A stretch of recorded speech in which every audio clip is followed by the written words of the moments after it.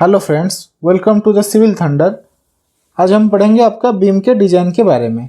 तो जो previous video था मैं उसमें आपको बीम डिज़ाइन करने से पहले उसके जो बेसिक चीज़ हमें जानना चाहिए, जैसे कि आपका इफेक्टिव स्पान क्या है, उसमें हम साइड रेनफोर्समेंट क्यों प्रोवाइड करते हैं एंड हमें उसमें शियर रेनफोर्समेंट और स्टीरअप जो है वो क्यों देना चाहिए और हम कितने टाइप के स्टीरअप प्रोवाइड कर सकते हैं। शियर रेनफोर्समेंट नहीं देने से जो क्रैक आता है बीम पे वो कितने टाइप का होता है, इस टाइप से मैं आपको ऑलरेडी बता चुका हूँ। तो आज मैं आपको बीम के डिजाइन के बारे में स्टेप बाय स्टेप बताऊंगा एंड उसमें हम कैसे साइड फेस रेनफोर्समेंट प्रोवाइड करेंगे, कैसे स्टीरअप प्रोवाइड करेंगे, उसके डिजाइन के बारे में भी मैं आपको बोलूंगा। एंड लास्ट में जो मोटिवेशन फैक्टर है वो क्या है एंड हम कैसे कैलकुलेट करेंगे उसके बारे में भी मैं आपको बताऊंगा। तो हमारा जो कंडीशन है कि हमें एक simply supported singly reinforced beam rectangular section का डिजाइन करना है, मतलब आपका सिंगली रेनफोर्स्ड बीम डिजाइन करना है, जो कि आपका जो क्लियर स्पान है वो है आपका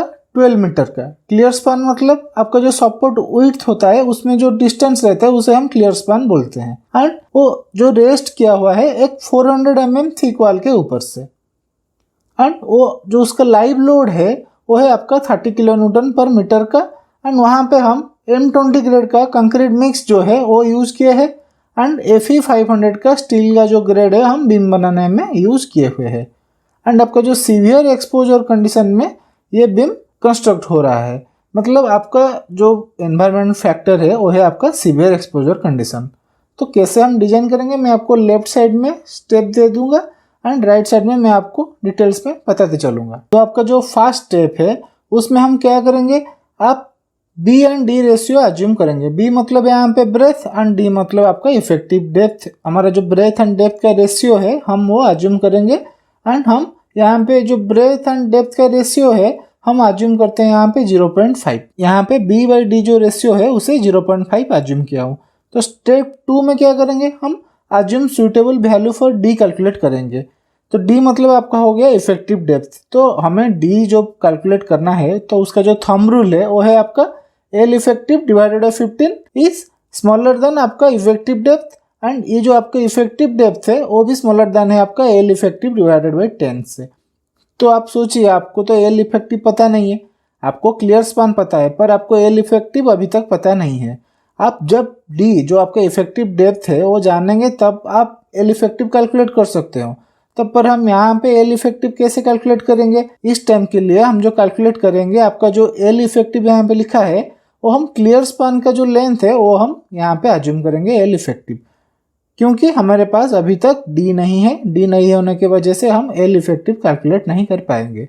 तो मैं यहाँ पे क्या किया, आपका जो क्लियर स्पान है वो है आपका 12 मीटर का था, तो 12 मीटर को मैं यहाँ पे mm में कन्वर्ट किया हूँ, क्योंकि आपका D जो है हम mm पे कैलकुलेट करेंगे। तो यहाँ पे हो गया 12 × 10⁻³ divided by 15 is smaller than effective depth is smaller than 12 × 10⁻³ divided by 10। सो आपका जो D है इफेक्टिव डेप्थ है वो आएगा आपका 800 mm और 1200 mm के बीच में से।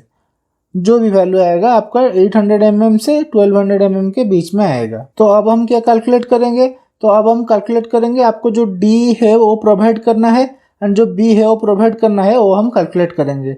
आपको तो पता है आपका जो B/D का रेशियो था वो था 0.5। सो इसलिए आपका B जो ब्रेथ है वो हो जाएगा आपका 0.5 × D। तो यहाँ पे हम D प्रोवाइड कर रहे हैं 1000 mm का, क्योंकि हमारा जो प्रीवियस में हमारा D था वो आया था हमारा 800 mm से लेके 1200 mm के बीच में, जो भी वैल्यू है आप अज्यूम कर सकते हैं। तो यहाँ पे मैं अज्यूम किया D है आपका जो 1000 mm का एंड जो आपका B है वो है आपका 0.5 मल्टीप्लाइड बाय 1000 mm, मतलब आपका जो D है। 0.5 D करने से आपका जो B है मतलब ब्रेथ है वो आ गया आपका 500 mm का। फिर हम कैलकुलेट करेंगे आपका जो कैपिटल D मतलब ओवरऑल डेप्थ। तो ओवरऑल डेप्थ जो है वो है आपका effective depth plus clear cover. तो क्लियर कवर मैं पिछले वीडियो में बोला था आपको बीम के लिए 20 mm का क्लियर कवर लेना चाहिए। तो मैं यहाँ पे 45 mm क्यों लिया हूँ, क्योंकि मेरा जो कंडीशन है एटमॉस्फेयर से ये सीवियर एक्सपोजर कंडीशन में हुआ है, तो इसलिए मैं यहाँ पे 45 mm ले रहा हूँ। अगर आपका कोई भी कंडीशन नहीं दिया होगा तो आप यहाँ पे 20 mm ले लीजिए। तो आपका टोटल जो ओवरऑल डेप्थ है वो आ गया आपका 1045 mm का। फिर हम स्टेप 3 में क्या करेंगे, स्टेप 3 में हम इफेक्टिव स्पान कैलकुलेट करेंगे। मैं पिछले इफेक्टिव स्पान जो था वो अज्यूम किया था, पर यहाँ पे मैं कैलकुलेट करूंगा। तो एल इफेक्टिव मैं कैसे कैलकुलेट करूंगा, तो एल इफेक्टिव जो है वो है आपका एल सी प्लस डी और B1/2 plus L C plus B2 में जो मिनिमम होगा वो हम एल इफेक्टिव लेंगे सिंपली सपोर्टेड बीम के लिए। तो सिंपली सपोर्टेड बीम के लिए हो गया ये फॉर्मूला। तो कैंटिलीवर एंड कंटिन्यूअस बीम के लिए जो फॉर्मूला है मैं पिछले वीडियो में बोल चुका हूँ, आप आई बटन क्लिक करके भी उसे देख सकते हैं। तो यहाँ पे हमारा क्लियर स्पान है 12 प्लस डी आपका 1000 mm। सो मैं यहाँ पे 1 मीटर ले लिया, तो फाइनली हमारा आ गया 13 मीटर। एंड B1 एंड जो B2 है ये है आपका सपोर्ट विड्थ।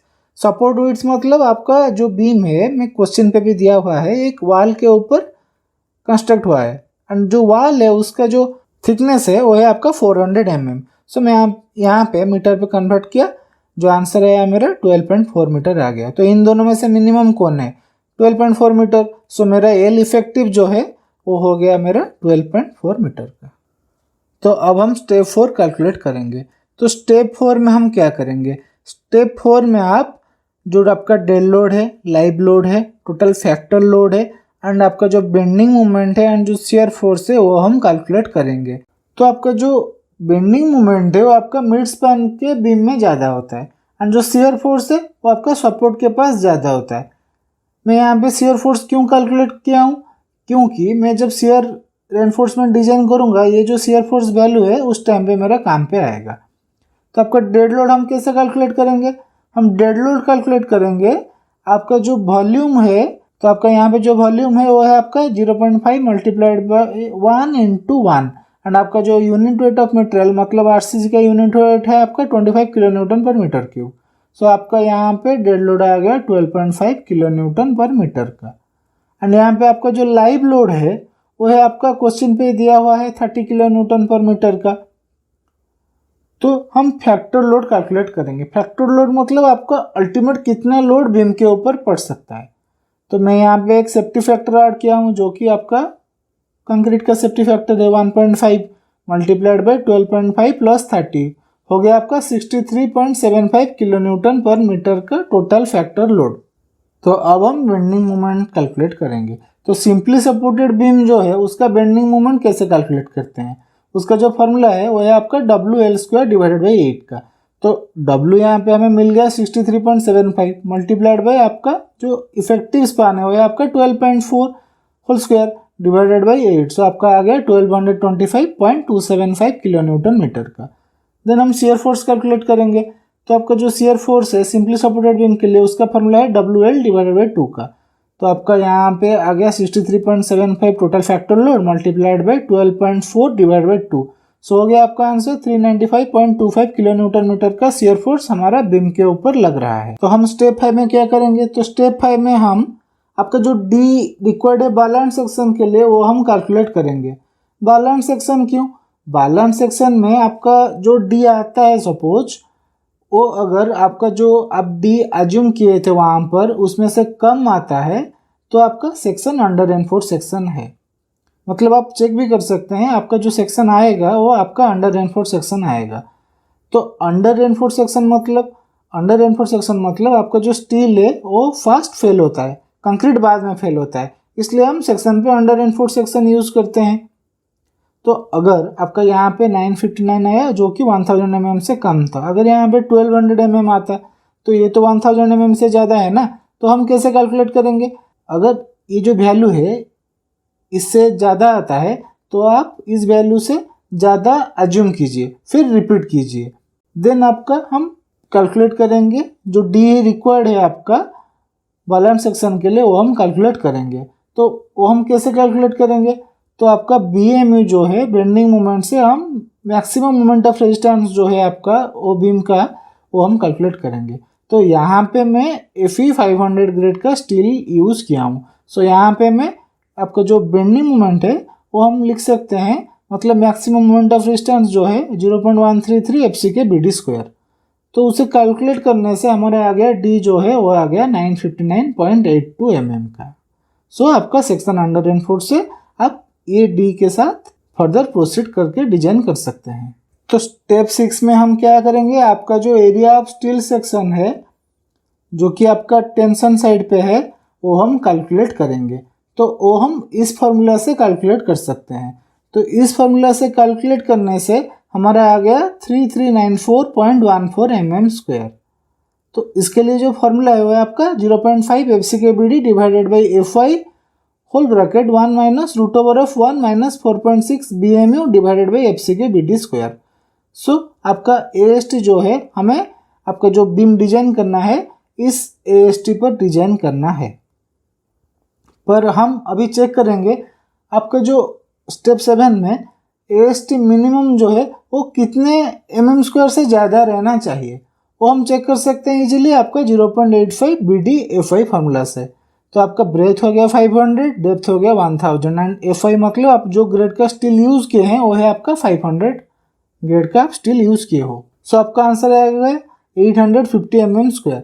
मतलब आपका 850 mm² से आपको ज़्यादा AST प्रोवाइड करना ही करना है। तो अब हम कैलकुलेट करेंगे आपका AST मैक्स। तो AST मैक्स मतलब आप टेंशन साइड पे कितने एरिया में स्टील प्रोवाइड कर सकते हैं, उस क्वांटिटी से आप ज़्यादा स्टील प्रोवाइड नहीं कर सकते हैं।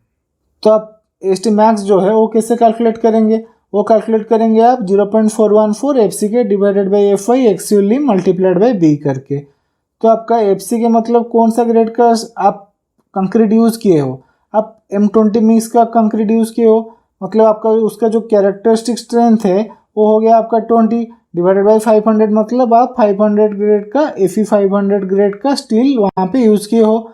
एंड आपका जो एक्सियल लिम मतलब आपका जो maximum depth of neutral axis है वो है आपका 0.46 इंटू 1000, यहाँ पे Fe 500 ग्रेड का स्टील यूज़ किए हो तो उसके लिए 0.46 इंटू डेप्थ, आपका डेप्थ है इफेक्टिव डेप्थ जो है वो है 1000 mm का एंड आपका ब्रेथ है 500 mm का। सो आपका फाइनल आंसर आ जाएगा 3808.8 mm² का। फिर 0.04 BD हम कैलकुलेट करने से इन दोनों में से जो आपका मिनिमम होगा वो हम AST मैक्सिमम लेंगे। तो 0.04 BD मतलब आपका 4% ऑफ ग्रॉस एरिया, वो आ गया आपका 20,900 mm²। सो फाइनली हम इस वैल्यू के लेके AST कैलकुलेट करेंगे एंड आप 850 mm² से लेके 3808.8 mm² तक आपका जो AST है वो प्रोवाइड कर सकते हैं। पर हम यहाँ पे डिजाइन के लिए 3394.14 mm² को लिए हैं। तो आपका फाइनल AST हम ले लिए 3394.14 mm²। So you can provide 4 numbers 32 mm dia reinforcement bar. तो आप यहाँ पे टेंशन साइड पे 32 mm का 4 numbers बार यूज करेंगे। तो स्टेप 8 में हम साइड फेज रेनफोर्समेंट प्रोवाइड करेंगे या नहीं वो चेक करेंगे। तो जो साइड फेज रेनफोर्समेंट है उसके लिए हमारा जो कंडीशन था वो था आपका अगर ओवरऑल डेप्थ जो है वो 750 mm से ज़्यादा होगा देन हम प्रोवाइड करेंगे। एंड हम जब प्रोवाइड करेंगे वो आपका 0.1% ऑफ ग्रॉस एरिया से ज़्यादा नहीं होना चाहिए एंड उसमें हम जो स्पेसिंग देंगे वो आपका 300 mm स्पेसिंग रहना चाहिए। तो हमारे यहाँ पे जो ओवरऑल डेप्थ है वो तो है आपका 10,045 mm। सो इसलिए हम क्या करेंगे साइड फेस रेनफोर्समेंट प्रोवाइड करेंगे। तो हम साइड फेस रेनफोर्समेंट की जब एरिया ऑफ स्टील कैलकुलेट करेंगे वो है आपका 0.1% ऑफ ग्रॉस वेब एरिया जो कि है आपका 0.1% मल्टीप्लाइड बाई 500 इंटू 1045। सो आपका आंसर आ जाएगा फाइनली 522.5 mm²। मतलब आप इतने mm² का AST जो है साइड फेस रेनफोर्समेंट का प्रोवाइड कर सकते हैं। तो मैं इस डिजाइन पे आपका टोटल 4 numbers का साइड रेनफोर्समेंट प्रोवाइड किया हूँ। इस साइड पे 2 numbers का जो कि 12 mm डायामीटर का बार है एंड उनमें से जो स्पेसिंग है मैं आपको बोल चुका हूँ वो है आपका 300 mm का। तो अभी तक हमारे पास आ गया आपका जो ब्रेथ है वो है आपका 500 mm का, आपका जो ओवरऑल डेप्थ है वो है आपका 1045 mm का एंड आपका जो इफेक्टिव डेप्थ है वो है आपका 1000 mm का। हम यहाँ पे जो क्लियर कवर लिए हैं सीवियर एक्सपोजर कंडीशन के लिए वो है आपका 45 mm का एंड यहाँ पे हम टेंशन साइड पे 4 numbers का 32 mm का बार यूज किए हुए हैं एंड यहाँ पे हम साइड रेनफोर्समेंट प्रोवाइड किए क्योंकि आपका जो ओवरऑल डेप्थ है वो है आपका 1045 mm का। सो मैं यहाँ पे इस साइड पे 2 नंबर का 12 mm बार यूज किया हूँ। एंड आप देख सकते हैं यहाँ पे जो स्काई कलर का है ये है आपका side face reinforcement and pink colour में आपका मेन रेनफोर्समेंट हम प्रोवाइड किए हैं। तो हम तो साइड फेस प्रोवाइड कर दिए, टेंशन साइड पे मेन एनफोर्समेंट में प्रोवाइड कर दिए। तो ये जो बार है उन्हें होल्ड कौन करके रखेगा, तो इसलिए हम शियर एनफोर्समेंट एंड स्टीरअप जो है वो प्रोवाइड करते हैं। तो शियर एनफोर्समेंट जो है आपका बीम के ऊपर जो भी शियर फोर्स आता है उसे बीम को क्रैक होने से प्रिवेंट करता है। एंड जो हम शियर एनफोर्समेंट प्रोवाइड करेंगे तो यहाँ पे कंप्रेशन साइड पे 2 नंबर्स का बार देते हैं जिसे हम हैंगर बार बोलते हैं। तो आप अभी सोचेंगे ये तो ये आपका एक सिंगल रेनफोर्समेंट बीम है तो हम कंप्रेशन साइड पे क्यों रेनफोर्समेंट प्रोवाइड करेंगे। हम हैंगर बार ओनली प्रोवाइड करते हैं जो कि इन सब बार को होल्ड करके रखेगा। इसके लिए हम कोई भी डिजाइनिंग नहीं करते हैं, इसलिए हमारा ओनली टेंशन साइड पे रेनफोर्समेंट बार जो है वो प्रोवाइड किया हुआ है, इसलिए हम इसे सिंगली रेनफोर्समेंट बीम भी बोलते हैं। अगर आप कंप्रेशन साइड पे भी जो आपका स्टील है उसे कैलकुलेट करेंगे तो हम उसे डबली रेनफोर्समेंट बीम बोलेंगे। एंड आपका जो डबली रेनफोर्समेंट बीम है उसे हम इसलिए यूज़ करते हैं क्योंकि आपका जो सेक्शन साइज है वो रेस्ट्रिक्टेड होता है। बट सिंगली रेनफोर्समेंट सेक्शन में आपका यहाँ पे जो साइज है वो रेस्ट्रिक्टेड नहीं था। आपका जो BMU था, मतलब आपका जो बेंडिंग मोमेंट आ रहा था वो आपका मैक्सिमम मोमेंट ऑफ रेजिस्टेंस से कम था। तो मैं अभी भी आपको बोला अगर सेक्शन साइज आपका रेस्ट्रिक्टेड होता तो मैं वहाँ पे डबली रेनफोर्स सेक्शन यूज़ करता। तो डबली रेनफोर्स सेक्शन में क्या हुआ, हमारा जो कंप्रेशन साइड है वहाँ पे हम कंप्रेशन रेनफोर्समेंट प्रोवाइड करते हैं। तो डबली रेनफोर्समेंट सेक्शन के बारे में मैं और एक वीडियो में डिटेल में आपको बता दूंगा। तो अभी तक तो हमें पता चल गया आपका जो बीम है उसका ब्रेथ कितना है, डेप्थ कितना है, उसका जो टेंशन साइड है उसमें आप कितना reinforcement area of steel provide करेंगे एंड आपका जो साइड रेनफोर्समेंट वो है वो प्रोवाइड करना है या नहीं है। तो अब हम कैलकुलेट करेंगे आपका स्टीरअप कैलकुलेट। स्टीरअप मतलब आपका जो शियर रेनफोर्समेंट है। तो स्टीरअप जो है वो आपको हेल्प करता है आपका जो ये सब बार है उसे होल्ड करके रखने के लिए। एंड आपका बीम के ऊपर जो शियर फोर्स आता है उसे भी ये बीम को प्रोटेक्ट करता है। अगर हम वर्टिकल स्टीरअप है और इंक्लाइन स्टीरअप है एंड जो bent up bar with vertical स्टीरअप है वो प्रोवाइड नहीं करेंगे तो आपका बीम में क्या होगा, शियर फोर्स ज़्यादा आने से आपका बीम क्रैक हो जाएगा। एंड आपका जो शियर क्रैक फॉर्मेशन होता है वो कितने टाइप का होता है मैं प्रीवियस वीडियो में भी बोल चुका हूँ। तो अब देखिए हम जो स्टीरअप प्रोवाइड करेंगे वो कितने टाइप का है। वो वर्टिकल स्टीरअप हो सकता है, वो इंक्लाइन स्टीरअप हो सकता है एंड वो pent up bar with vertical स्टीरअप भी हो सकता है।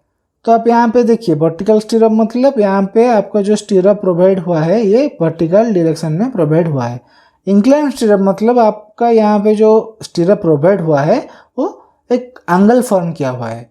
अगर आप bent up bar with vertical स्टीरअप provide करेंगे तो आपका देख सकते हैं यहाँ पे आपका बेंट अप बार प्रोवाइड किया हुआ है एंड यहाँ पे आपका जो एंगल है वो 45 डिग्री से जनरली 60 डिग्री तक रहता है।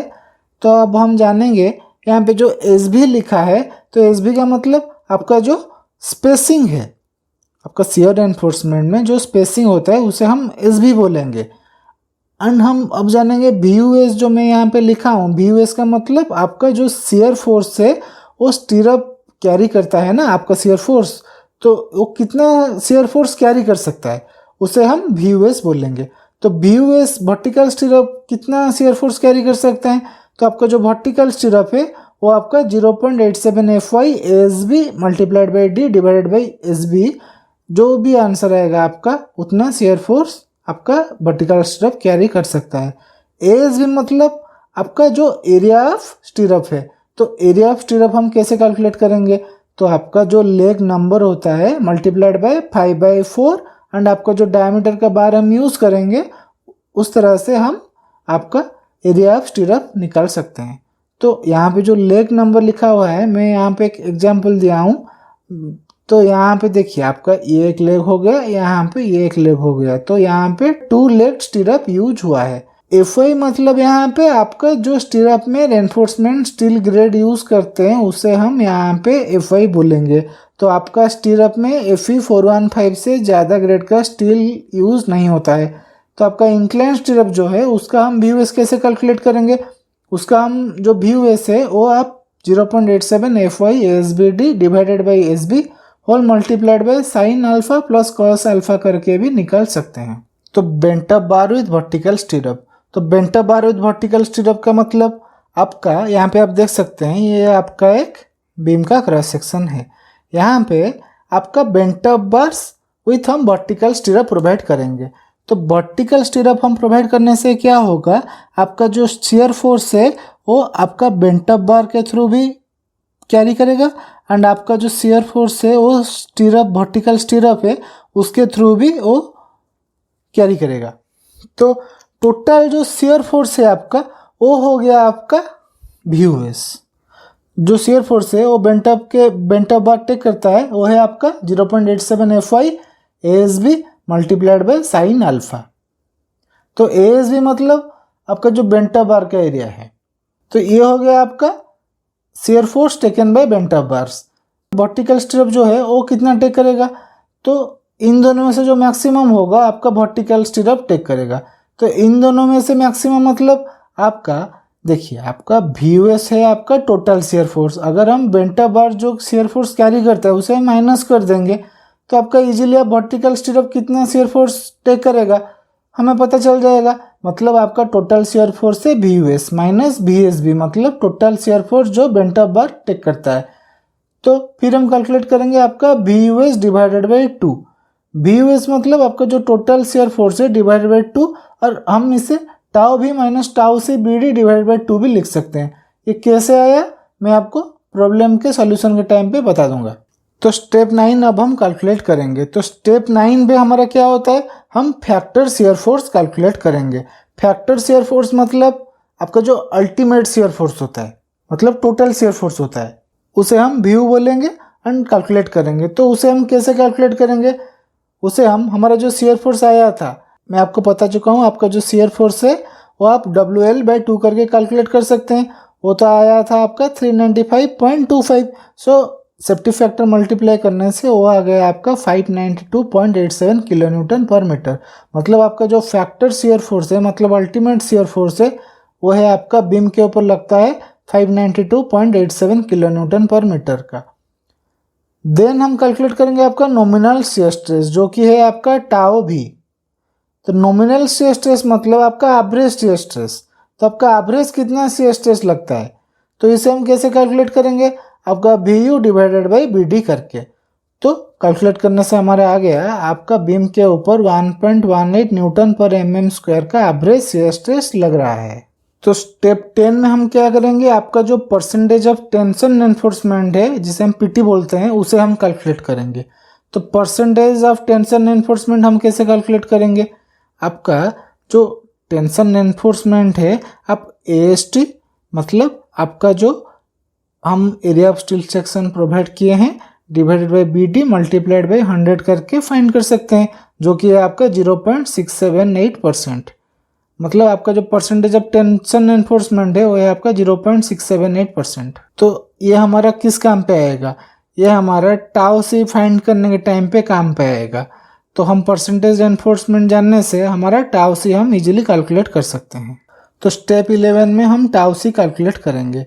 तो टाउ सी क्या है, टाउ सी आपका design shear strength of concrete. मतलब आपका जो कंक्रीट है वो कितना शियर स्ट्रेंथ ले सकता है।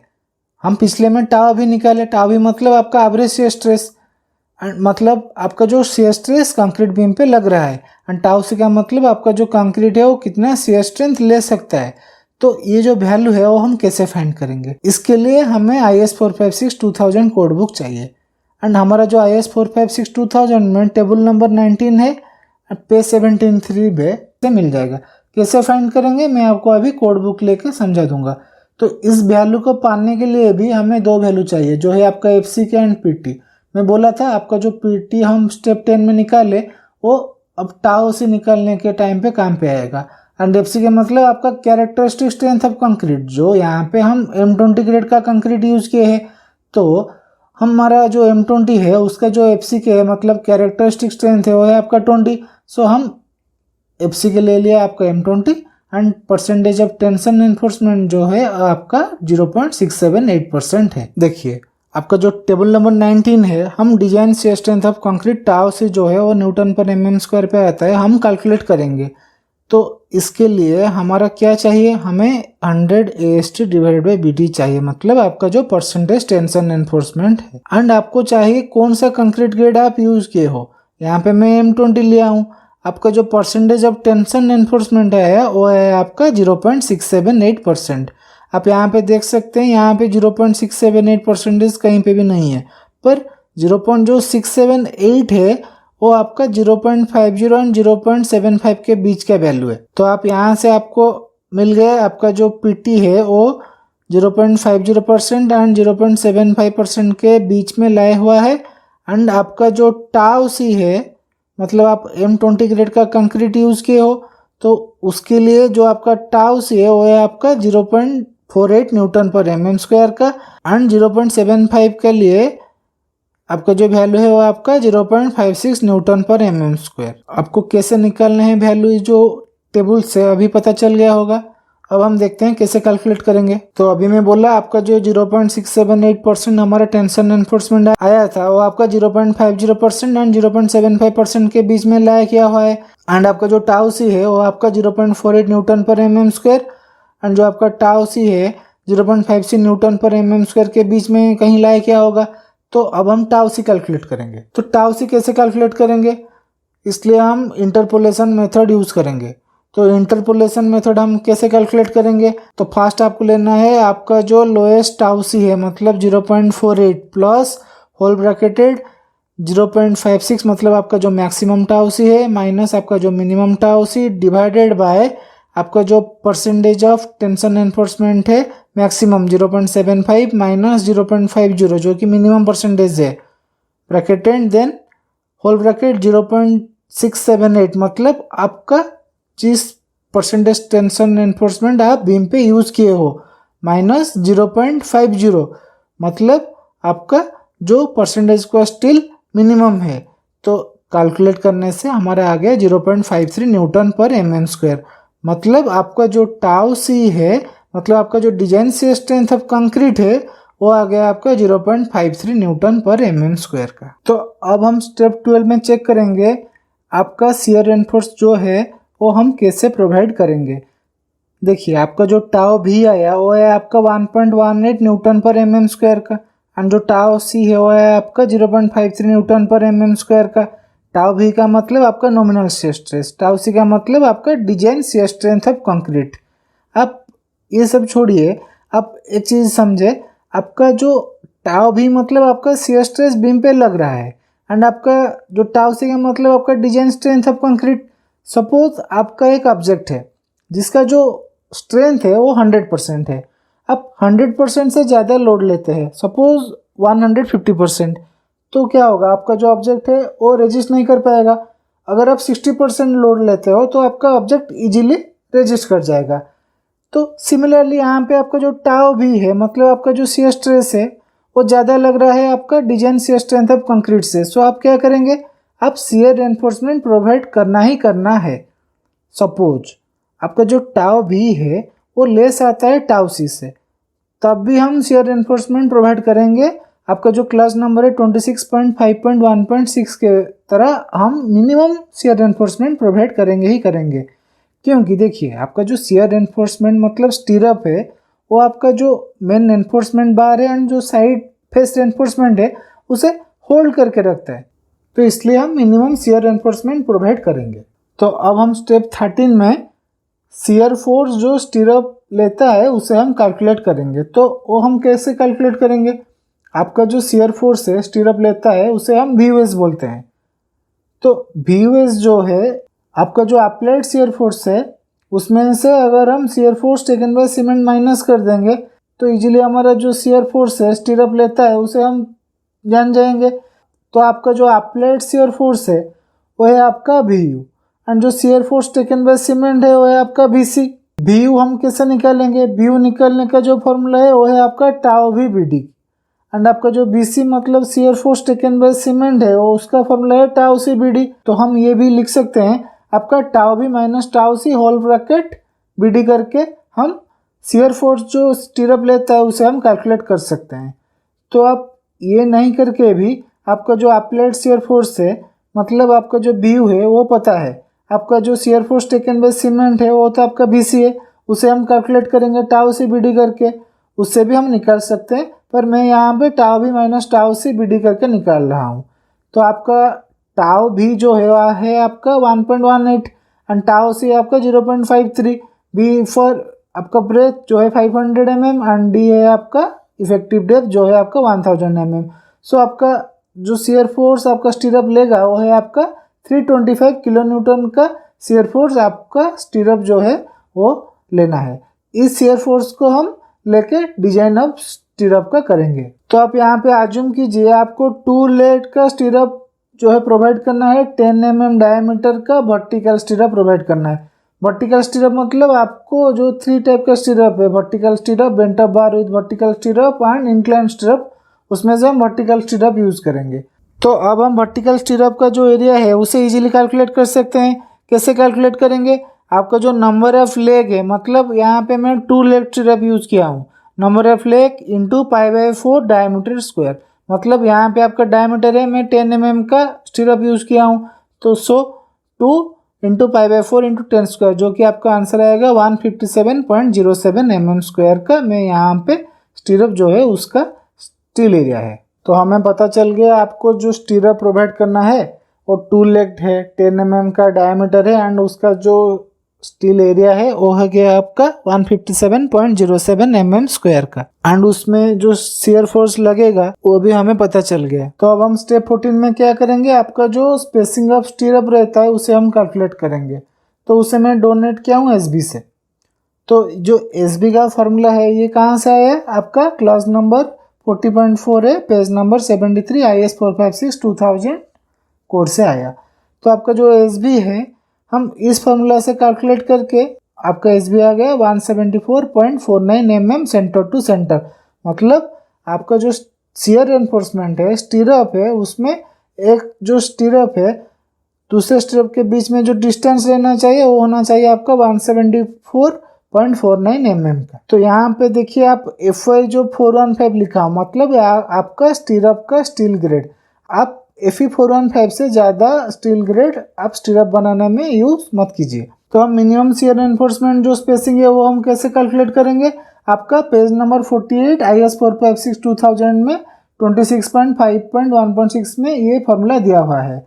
एंड एक बात मैं बोलना चाहूँगा, अगर आपका टाउ भी जो है वो लेस आता है टाउ सी से, आपको इस फॉर्मूला से जो मिनिमम रेनफोर्समेंट आएगा उसे प्रोवाइड करना है, मतलब आपको लेस आने से भी रेनफोर्समेंट प्रोवाइड करना है शियर रेनफोर्समेंट, ज़्यादा आने से भी आपको शियर रेनफोर्समेंट प्रोवाइड करना है। तो इस फॉर्मूला से आपको कैलकुलेट करने से आपका आ गया 283.55 mm का, मतलब आपका जो मिनिमम शियर रेनफोर्समेंट स्पेसिंग है, मतलब इतना मिनिमम शियर रेनफोर्समेंट स्पेसिंग आपको प्रोवाइड करना है। देन आपका हम कैलकुलेट करेंगे आपका मैक्सिमम शियर रेनफोर्समेंट स्पेसिंग का, मतलब आपका जो शियर रेनफोर्समेंट है उसमें मैक्सिमम कितना स्पेसिंग आएगा, मतलब एक स्टीरअप से दूसरा स्टीरअप के बीच में कितना स्पेसिंग आएगा, वो है आपका 0.75 मल्टीप्लाइड बाई 1000 मतलब आपका जो डेप्थ है, तो वो आ गया आपका 750 mm। तो फिर हम कैलकुलेट करेंगे आपका, मैं यहाँ पे जो 300 mm लिखा हूँ, आपको कोई भी केस पे शियर एनफोर्समेंट जो प्रोवाइड करना है वो 300 mm से ज़्यादा होना नहीं चाहिए, मतलब आपका जो मैक्सिमम शियर एनफोर्समेंट जो स्पेसिंग है वो मैक्स टू मैक्स 300 mm है, उससे ज़्यादा हम शियर एनफोर्समेंट में स्पेसिंग प्रोवाइड नहीं कर सकते।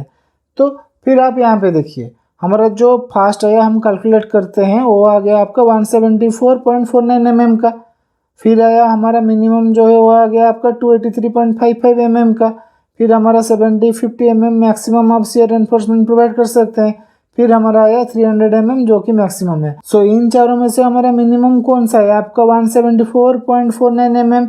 सो हम 174.49 mm आप 175 mm भी ले सकते हैं, सेंटर टू सेंटर स्पेसिंग हमारा स्टीरअप में प्रोवाइड करेंगे। अगर ये जो 3 वैल्यू है ये 300 mm से ज़्यादा आएगा तो आप 300 mm को ही स्पेसिंग की तरह यूज़ कर सकते हैं, मतलब आपका मैक्सिमम स्पेसिंग जो है वो 300 mm होना ही होना है। सो मैं यहाँ पे 2 लेग 10 mm डायमीटर का stirrup with center to center 175 mm spacing use किया हूँ। तो अब हमारा डिजाइन पार्ट कंप्लीट हो गया, तो अब हम स्टेप 15 में डिफ्लेक्शन को चेक करेंगे।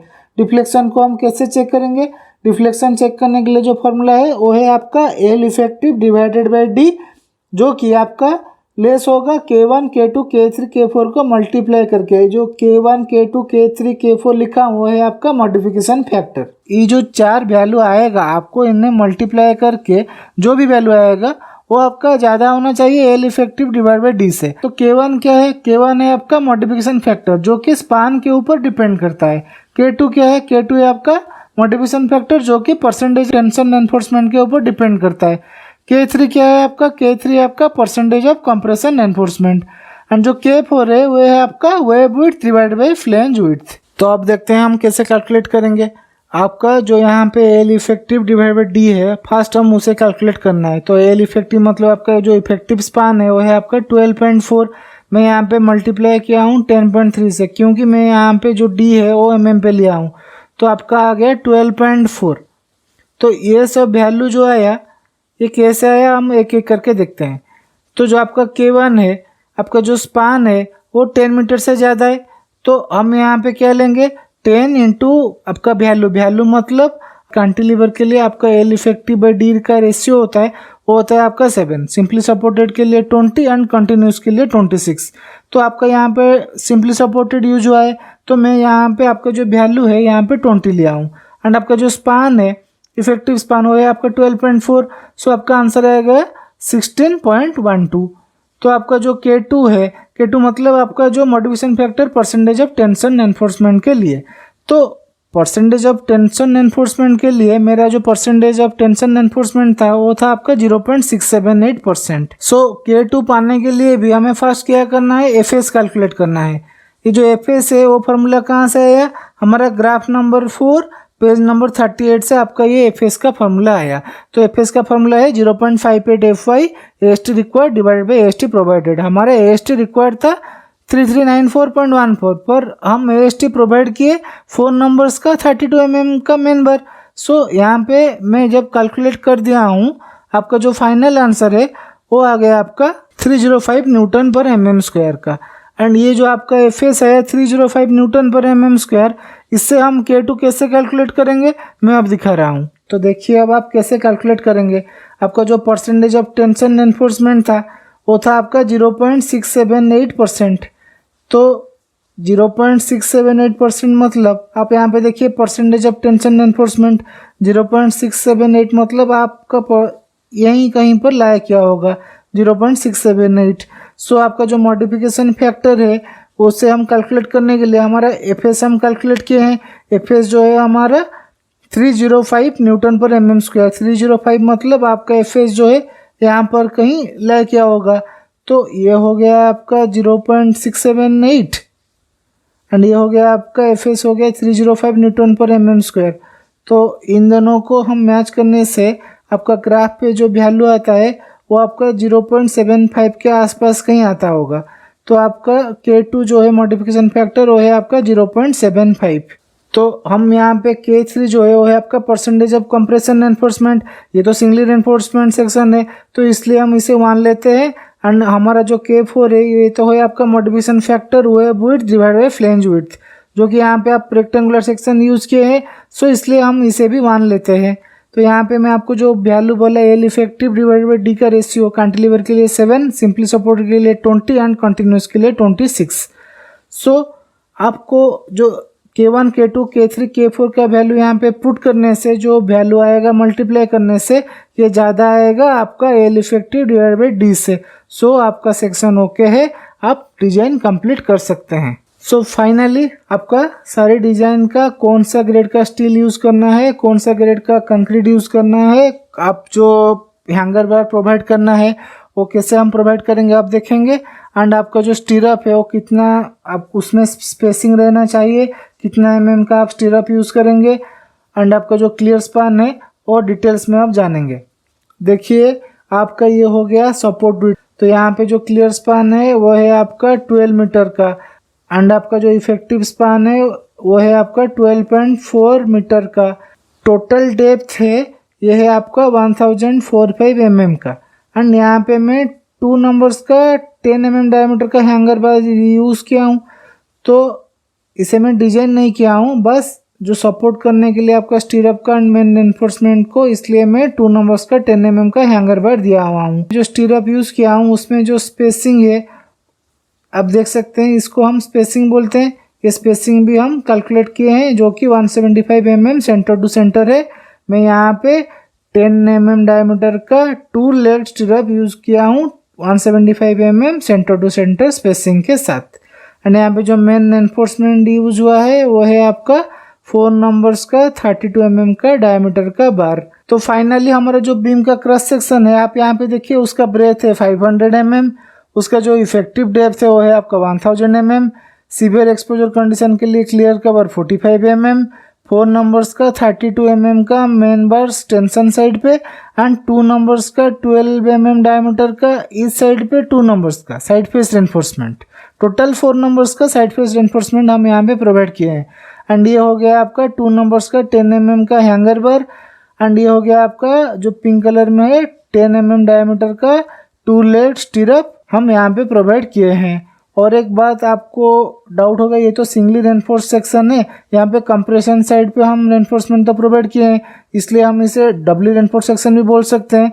नहीं, हम इसे नहीं बोल सकते हैं क्योंकि हम टेंशन साइड पे ओनली डिजाइन किए हैं, पर आपका जो कंप्रेशन साइड के लिए हम डिजाइन नहीं किए हैं।